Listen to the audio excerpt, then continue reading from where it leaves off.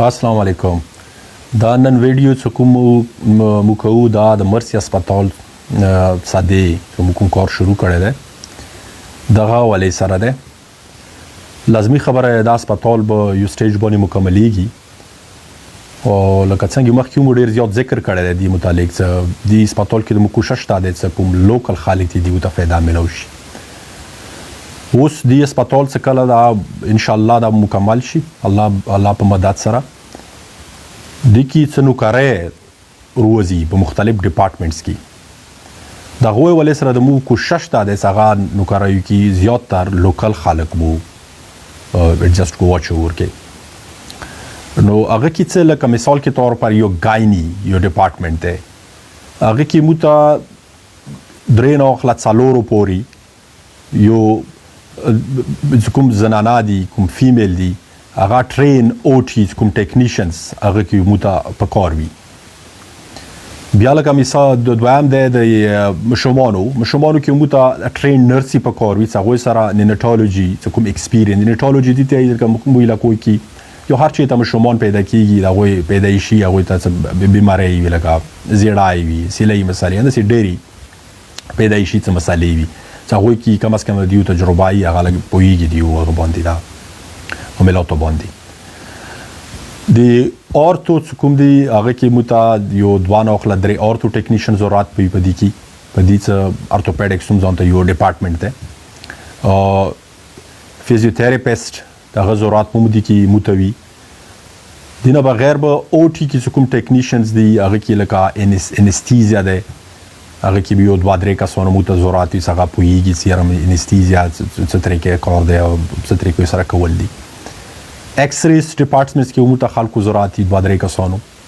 پیتالوجي چې کوم دا ټیسټینګ کېږي بلډ ټیسټونه کېږي مختلف قسم ته ټیسټونه کېږي په لیبارټرۍ کې د دوی مختلف قسم ته چې کوم ټیسټینګ مرحلې وي او څه طریقې کار پر باندې ټیسټینګ کېږي د دوی دوه درې کسانو به دا مو ته ضرورت. دینه بغیر مو ته به 15 نه خلا شپږ سړي او 15 نه خلا شپږ ښځې کوم نرسنګ کوم ډپارټمنټ دی هغه کې مو ته ضرورت وي چې هغوی سره کوم ریلیونټ څه تجربه ده هغه باندې هغوی پوهېږي او دې کې به مو سره د یو ښه تجربهګار درې نه خلا 15 پورې به په او ټي ټیکنیشن هم ضرورت وي. نو دا شیونه مو اوس ځنه مو ویلي دا وکړو دا یو داسې پروجیکټ دی چې دا پروجیکټ خو څه مکملیږي هغه نه مخکې مو غواړو چې د خلکو ته دې شي پاته ولګېږي چې کوم ډپارټمنټ کې د چا کومه دلچسپي ده.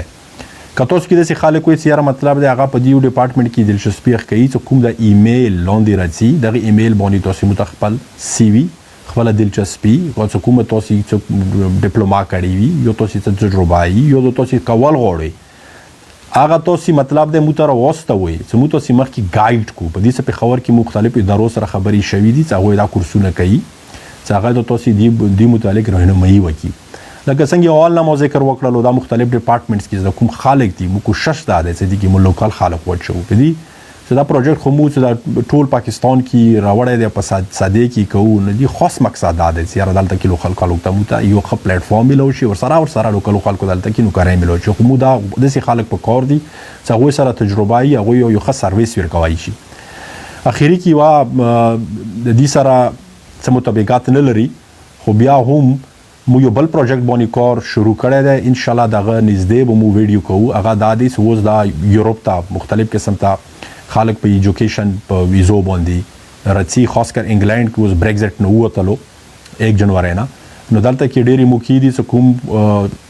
خلکو په پاکستان کې چې کوم سټوډنټس دي هغوی یو ماسټر کړی یو بیچلري کړی یو پی ایچ ډي کړی دی نو ډېر چانسز دي چې هغه خلکو ته ویزې اسانۍ سره اوس یو کې ته میلویدای شي هغه په حوالې سره یو کنسلټنسي